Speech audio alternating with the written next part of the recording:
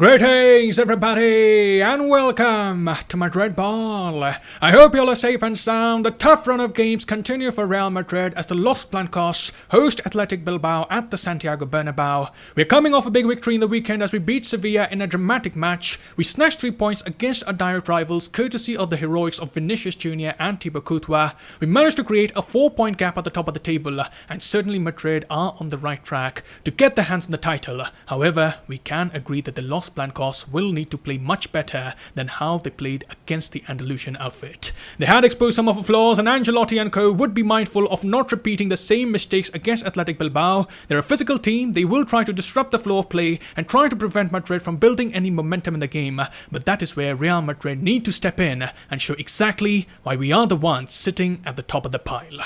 So in this video we'll do the match preview of Real Madrid versus Athletic Club, we'll go to the words of Carlo Ancelotti, and lastly we'll end this video by doing the match predictions. So we have a lot to discuss and let's get started. And starting by having a look at the opposition, Athletic Club are currently sitting 8th in the table with 20 points from 14 games. They had made a strong start this season, collecting 16 points from their opening 9 La Liga matches, but since then it does seem that Athletic have run into a slump. They recently drew against Espanyol and Real Sociedad and suffered a disappointing 1-0 defeat to Cadiz prior to the international break, and since their return Athletic failed to beat Levante and Granada, playing out disappointing draws on both the occasions. So you can see Athletic have run into a short-term crisis. They're coming into the game with 4 draws and 1 loss in the past 5 games. They've struggled in recent times to come up with results. However, they will take solace in the fact that they have done well against the big boys this season.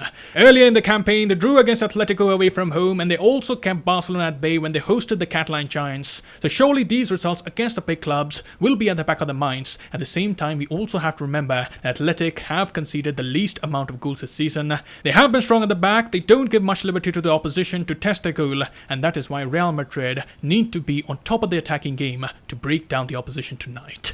And coming to the tactics of the manager, Marcelino likes using the 4-4-2 formation. Defensive solidity is preferred over attacking flair. In the midfield we should see Unai Vencedor and Dani Garcia operating more centrally. On either side, Iker Muniain and Alex Berenguer will provide attacking flair on either flanks, and in attack we should be seeing the presence of Iñaki Williams and Raul Garcia. Williams we know is a speedster, he will be troubling the likes of Carvajal and Militao, and Raul Garcia we know he is a fierce competitor and he won't be shy of playing dirty as well.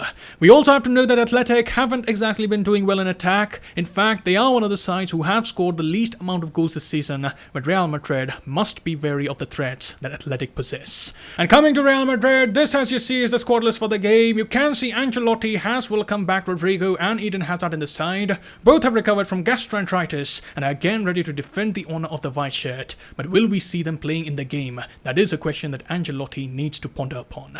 Apart from that, we can see Ancelotti has a good squad with a lot of options, and if we recall the words of the coach, he had said that we may be seeing a few rotations in the game, so it would be interesting to see what lineup Ancelotti will field against Athletic Bilbao. Moving on, let's hear what the coach had to say in the pre-match press conference. Ancelotti was bombarded with a number of questions. Some were related to rotations, some related to the Ballon d'Or, but firstly, while previewing, Ancelotti spoke about the state of his players and about the opposition they face today. He said, "I'm relaxed because my squad is used to this level of mental demand and is motivated. They have the experience to cope with these kind of games and the motivation levels are very high." He further said Athletic concede very few goals and are very well organised defensively. They apply a high press and a compact side and are well organised at the back. The job that Marcelino has done not only at his current club but at other clubs as well shows that he is a coach who does a lot of good work on the defensive side and has a very clear identity. This will be a really demanding game for us. It's no different from the Sevilla match. We'll have to be clear about the attacking side of things and get the balance right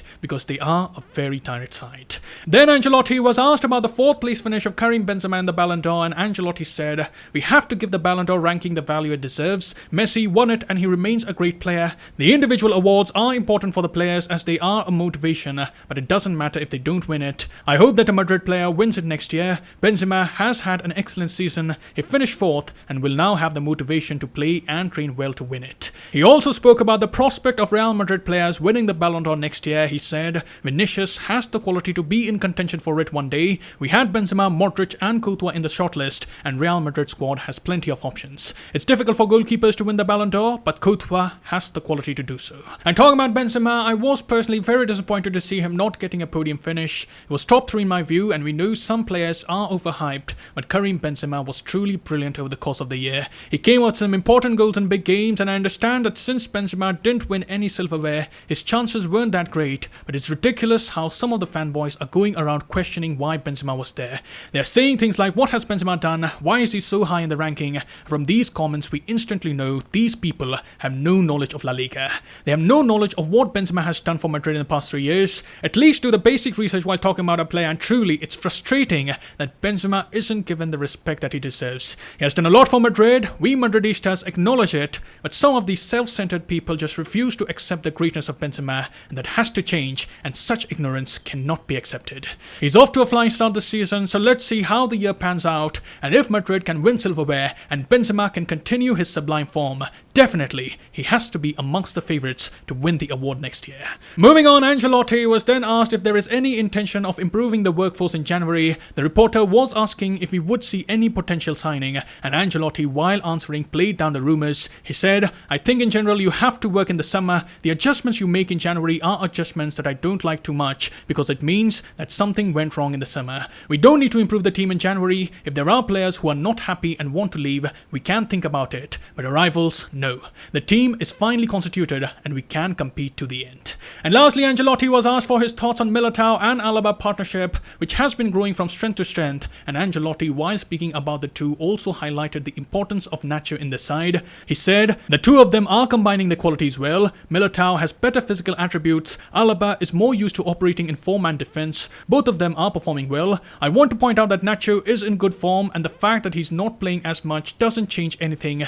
He has excellent fitness and combines well with the two of them, because Nacho is able to play in several positions. He likes to play at centre-back though. We are in good shape in that regard. We have to improve because at times all of them don't work very well together, with one of them dropping back and another of them stepping up. We have to work day in, day out to try to get the four of them to be on the same wavelength in the same situation. And that concludes the press conference of Carlo Ancelotti, and let's wrap up this video by doing the match predictions. In goal, we should see the Belgian wall. In the centre-back position, Eder Militao and David Alaba should ideally start, but we have noticed that Alaba trained on an individual basis yesterday rather than training with the team, so there is a good chance that Nacho would start in this game. In the fullback position, it would be interesting to see if Carvajal is given a break. He had a very poor game last time round, but considering that Iñaki Williams would be attacking from that end, Ancelotti may stick with Carvajal in the lineup. In the midfield, I do expect Valverde to return to the starting 11. He got a sniff of action in the previous match, and Modric would benefit from getting some rest, so I predict Casemiro, Cruz and Valverde will start in the middle of the park. And in attack, there is a possibility that Rodrygo will return to the right wing. Also, it would be interesting to see if Hazard is fit to start the game, but staying on the safer side, I'll predict the trio of Vinicius, Benzema and Rodrygo will lead the attack for Madrid. So that, as you see, is my predicted lineup, and as for my scoreline predictions, I'll predict Real Madrid 1, Athletic Club 0. And that is all I have here. Do let me know how you're feeling ahead of the game and what scoreline are you predicting. Let me know in the comments below. I'll see you soon. Till then, take care, glory to Madrid, and as always, a Madrid.